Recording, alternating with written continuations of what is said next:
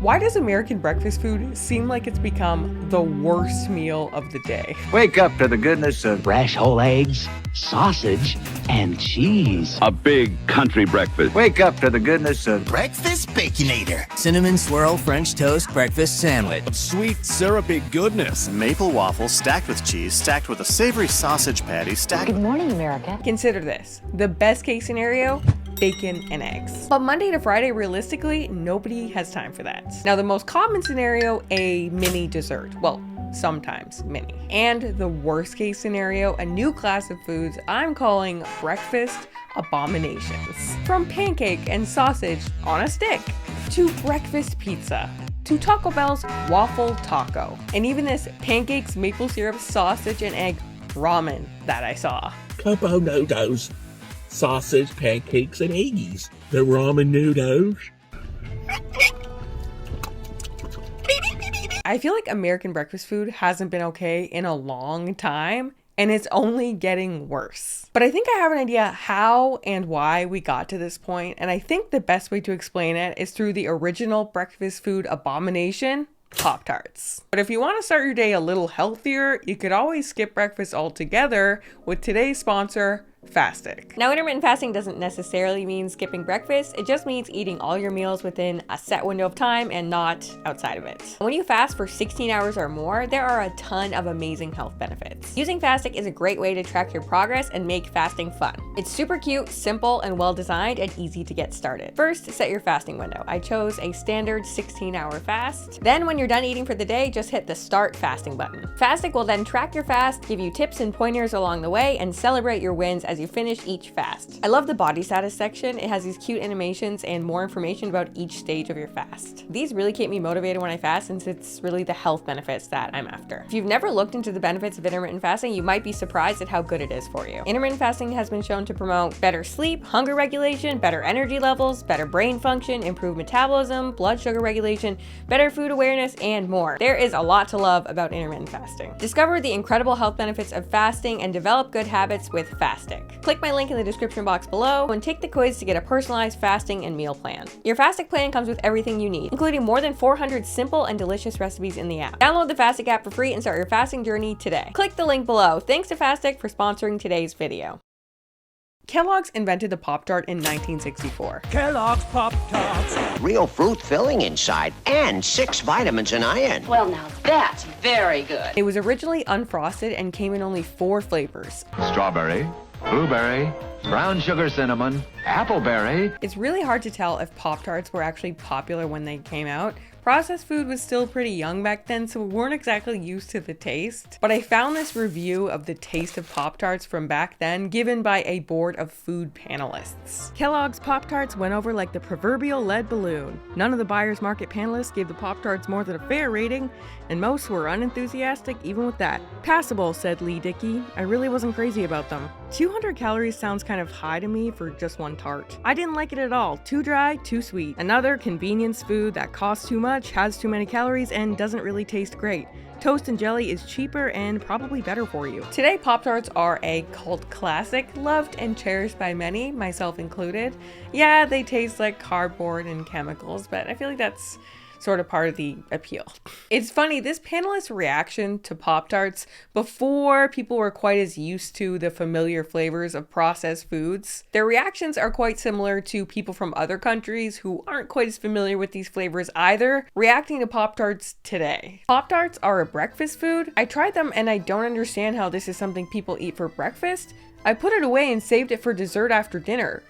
It's literally a chocolate brownie. Do people actually eat them for breakfast, or is that just an advertising thing? As a European, what are Pop-Tarts and why are they apparently universally loved? So I suppose it is the cultural side which puzzles me. People seem to eat them for breakfast, but they're cakes? Or are they more like snacks? And why do everyone adore them so? As a Pop-Tart fan, I do feel like everyone really nailed it. Pretty dry, very sweet, definitely not appropriate for breakfast. And in reality, one pack has as many calories as a pastry or a real cake from a bakery might. It seems so obvious. Pop-Tarts shouldn't ever be breakfast food. And at this point, I don't think any rational person is really going out there and making the argument that Pop-Tarts can and should be a breakfast food. I mean, they're not little whole wheat looking fruit pockets you put in the toaster anymore either. Not only are Pop-Tarts usually frosted with fun colors and usually an additional drizzle, but they're often covered in sprinkles and come in fun flavors such as frosted confetti cupcake, blue raspberry, and hot fudge sundae. We all know they don't really belong in the breakfast aisle, but they're sort of just baked into the culture now and we just accept them as they are. And funnily enough, despite the average person being more focused on their health than ever before in history, they've actually grown in popularity every single year for the last 32 years. Yet, most people would never even consider eating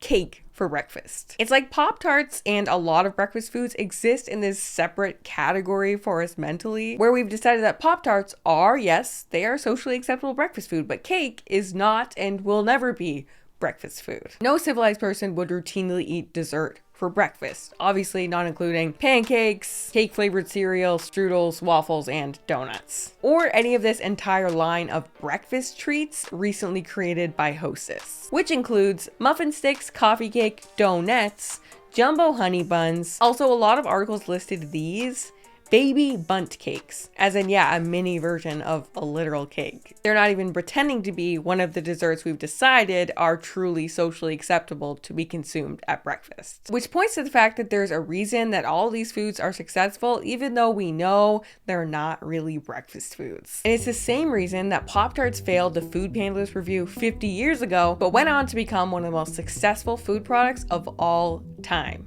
convenience. Breakfast is ready, Jimmy. Good morning, darling. But sometimes there's no time for breakfast. Jimmy. To me, convenience, or at least the marketing of convenience as a breakfast attribute, is what ruins and continues to ruin North American breakfast to this day. No time for breakfast. There's always time for McDonald's. Convenience is the most underestimated and least understood force in the world today. As Evan Williams, co-founder of Twitter, recently put it, convenience decides everything. A rule of human behavior, our brains are extremely biased toward convenient choices. I cannot emphasize this enough, extremely biased toward convenient choices. Given the better but more difficult option, or the worst but more convenient option, your brain prioritizes convenience to the point that it becomes the better option. Convenience is truly a way of life, and we live in a world of convenience culture, which is, I think, the crux of the issue with American breakfast food and how it got to this point. Take cereal, for example. Cereal was originally created by two people obsessed with health, one of them being the Kellogg's guy, which is a little ironic considering that cereal is basically the OG breakfast dessert at this point. I mean, Sour Patch Kids cereal? The cereal aisle is like 90% colorful candy, cookie, and cake flavored desserts masquerading as an important part of this balanced breakfast. Even back then, cereal usually had a lot of sugar in it. Sugar was even sold as a positive, nutritious, energy-boosting attribute of cereal, being that we thought sugar was healthy at the time. Him up with super sugar. Super Sugar Crisp is coated with super sugar to make it taste so sweet. Post Super Sugar Crisp cereal, part of a balanced breakfast. But it wasn't health that convinced America to switch over from their old breakfast to cereal. Old habits die hard, and this was a huge change. At the time, breakfast was really centered around meat. A cookbook from 1896 shows a breakfast meal that includes things like fruit, hot oat cereal, and a substantial meat like beefsteak, warmed over lamb, or broiled halibut, sometimes including potatoes, toast, or muffins with coffee. Yeah, Americans were used to eating hot cereal as a part of a balanced breakfast, but people were skeptical that whatever you could get in a box was really a nutritious breakfast all by itself. But there was one day of the week that they didn't need much convincing: Sundays. On Sundays, it seemed worth it, even if it wasn't a perfect meal. In early 1900s America, nearly everyone went to church every Sunday, and women didn't really have time to cook a full breakfast. So on Sundays, convenience was more important than health. Convenience was more important than anything else. Then women entered the workforce, and now Sunday is one of the least busy days of the week for most people. And convenience is more important than ever before. Cereal provided a way for tired, frustrated housewives to quickly and wholesomely feed their rapidly growing families before the kids headed to school and their husbands to work. And so cereal, which had been merely one of the many breakfast options in the decades prior, soon became dominant. And it was this busyness that paved the way for the convenient breakfast foods as we know them today. Now, the original convenient breakfast foods were worse than today's, but for different reasons. Food manufacturers were racing to make breakfast as convenient as possible, and they quickly found lots of different ways to do this. Their first attempt was basically putting everything that you'd normally eat at breakfast into cans. I sure go for your old-fashioned breakfast, Aunt Sophie. Mary cooks with a can opener. Hate to break it to you, but so does Aunt Sophie, because the year is 1950 and everything is in cans. Breakfast meats, canned. Canned sausage, canned meat hash, and even bacon, all canned. Fruit, canned. Even milk, canned. Ads would suggest cooking a full-out pancake breakfast, but adding a can of meat to it for convenience. I also found several of these fully canned breakfasts, which technically would be the most convenient canned breakfast ever, but I couldn't find if it was more of a modern novelty or something that people actually ever ate. But is canning really that convenient? I mean, you still have to cook all the breakfast food, except now you also have to open a bunch of cans as well. The food industry knew they could do better. Their next attempt, powdered breakfast. The birth of just add water, just add milk. Easy, fast, instant breakfasts. Just add water, you can now buy in many makes. Dried fruits or soups or tasty cakes, to powdered milk and frozen juices, to products with 1,000 uses. Just add water. Thanks to the space program and dehydration, you could suddenly get a full omelet including powdered eggs, dried mushrooms, and ham in just add water format. These foods were marketed as instant foods and include things we still eat, such as instant oatmeal and just add water pancakes, along with swapping out your cream in your instant coffee for powdered creamer and your morning OJ for tang.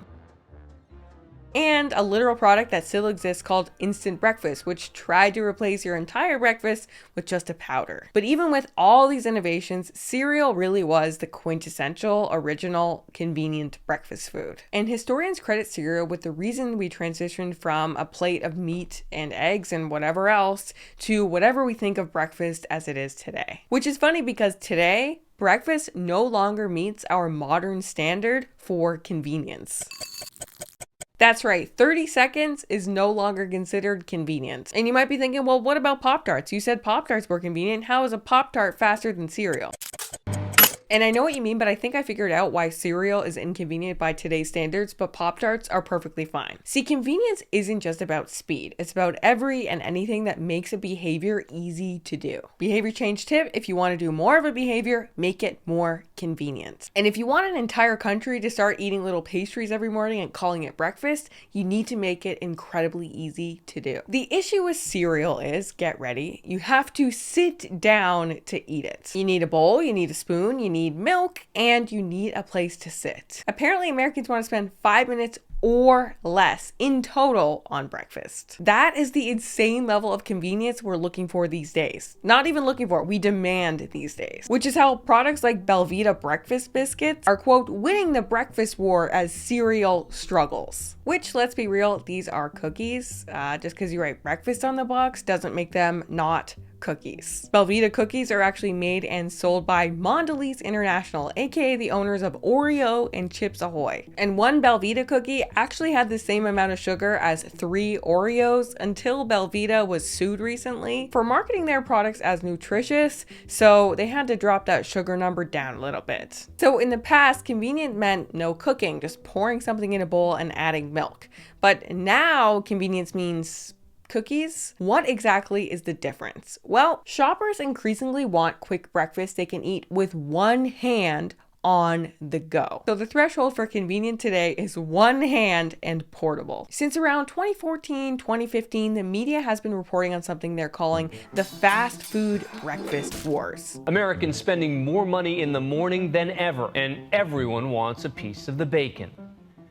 I don't know if you recall, but when it came to fast food, breakfast was almost solely McDonald's territory, starting with their invention of the McMuffin in the 1970s. It was breakfast in a sack, and just the kind of finger food that busy American consumers had been missing in the morning. Breakfast tended to be a sit-down occasion, eggs and bacon, cereal, and here comes this Egg McMuffin that people could eat on the go. Wendy's tried to follow suit in 1985, but fell flat on their face by underestimating the reason that people loved McDonald's breakfast in the first place: convenience. Wendy's focus? Omelets and French toast. Two very inconvenient foods. And within 9 months, they had basically shut down their breakfast operations. Fast forward to now, breakfast is being called the most important meal of the day to the fast food industry. Fast food sales have been flatlining for years, except at breakfast time. The morning meal is the only food service day part. Restaurants speak for time unit with year-over-year growth. Fast food restaurants are raking in big bucks for breakfast items. Locked in a bitter battle for your morning meal. Convenience is also a major selling point.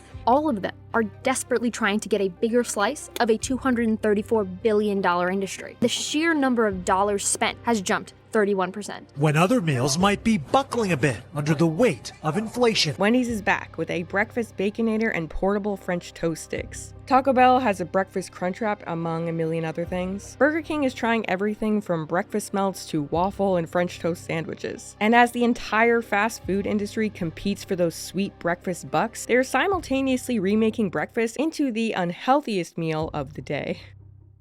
And if we think about why breakfast is becoming so important to fast food chains, the explanation is really about convenience. See, the value of convenience goes up situationally. The morning is probably the time of day when time is most scarce. Most people are in a rush in the mornings. Convenience is already important, but this time scarcity, along with these other factors, is what makes convenient the most important factor in the morning. And this makes it really easy to make a bad decision at breakfast or to invent a product that's extremely unhealthy, but becomes very successful because of our bias toward convenience in the morning time. When the value of convenience becomes so high, it reduces the value of other factors such as health. And as the value of convenience goes up societally, it keeps changing breakfast foods. Apparently, the breakfast sandwich is the most popular eating behavior in more than a decade. In a world where cereal is no longer convenient enough for us, is it really any wonder that we're seeing a surge in breakfast Baconators and waffle tacos? Anyway, thank you guys for watching, and I will see you in the next one.